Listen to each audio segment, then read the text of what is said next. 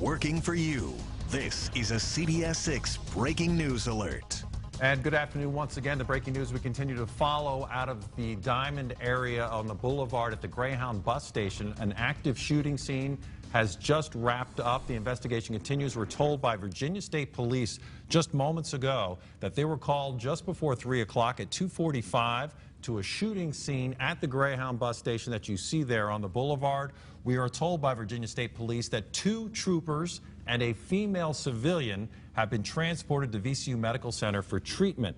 So 3 people injured in that shooting scene, including 2 troopers and a female civilian. We're told the shooting suspect is in custody at this hour. We believe he may have been wounded as well, so he could too be at VCU Medical Center. We have several crews on the scene right now. Our John Burkhead he was one of the first reporters there. He's live right now in front of the Greyhound bus station. John, what's the latest? Candace, the latest at this hour, I can tell you that multiple sources are telling me that the suspect suffered life-threatening injuries as well as one of the troopers inside. According to multiple sources, Virginia State Police sources, that the trooper suffered life-threatening injuries as well as the suspect. They are at VCU Medical Center as we speak.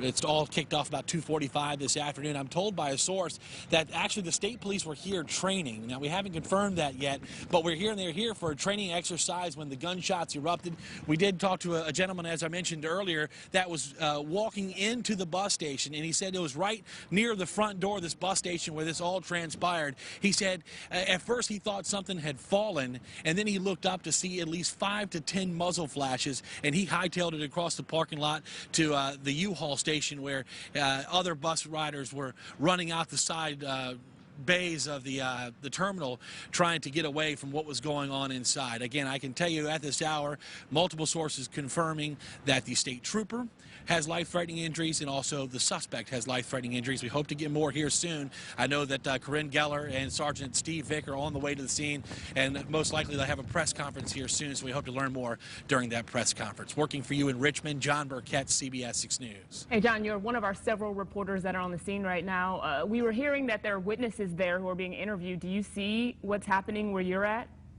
Witnesses?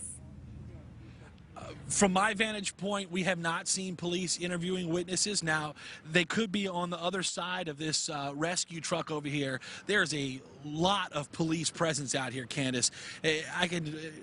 I'll tell you, at least half of the workforce in the city of Richmond responded to this call. I can tell you 30 to 40 cop cars blew past us on the boulevard responding to this call. So there's a lot of police presence out here.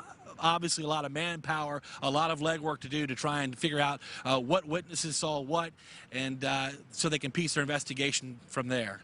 And John, we are hearing now sources telling our Mark Holmberg, John, that the suspect is now confirmed dead, apparently from gunfire from the troopers in that battle there in the Greyhound bus station. Have they given any indication of where the shooter might have come from? Could he have been a bus traveler? Did he come from outside when he saw the police presence there? Do we know anything about him? And again, sources telling our Mark Holmberg he is dead at this hour. We have not gotten anything confirmed, Bill. We're waiting on state police to give us confirmation of that. I can tell you that sources tell me that he was inside the bus station. And again, the sources are telling me the state police were doing some kind of a training exercise inside when this all took place. The guy started shooting at officers, I'm told by sources, and then they returned fire. So we don't know what happened before then or what happened during the incident, but I'm told by sources that they were here for a training exercise when this guy, not a trooper, he was a civilian, came in and he started opening fire on police officers inside the Greyhound bus station. That's what I've learned from my sources at this hour.